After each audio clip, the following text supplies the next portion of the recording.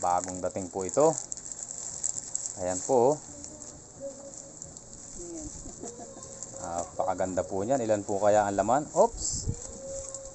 Ito po yung mga ginagamit ng mga vlogger. Yung magandang microphone. Ayan po. Yan. Oh. Ayan po siya oh. Ang ganda po, di ba? Ito po ang kasama niyan. Ano kaya ang laman ito? Ito po yung kanyang charger cable. C-type po yan. C-type po yan oh. Ayan po, ayan. Tapos ito naman po yung kanyang microphone.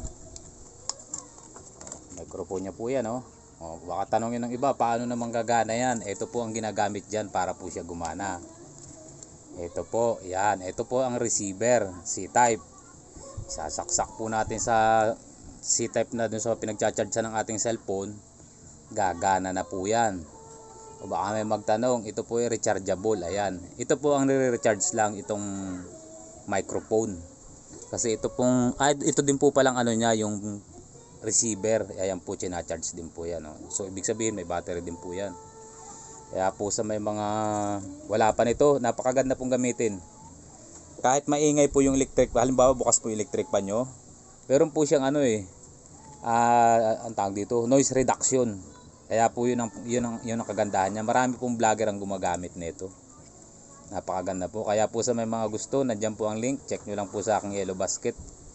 Maraming salamat po. Ayan po oh. Ayan po siya. Wireless microphone lavalier. Yan. Check nyo lang po sa aking Yellow Basket. Nandun po ang link. Maraming salamat po.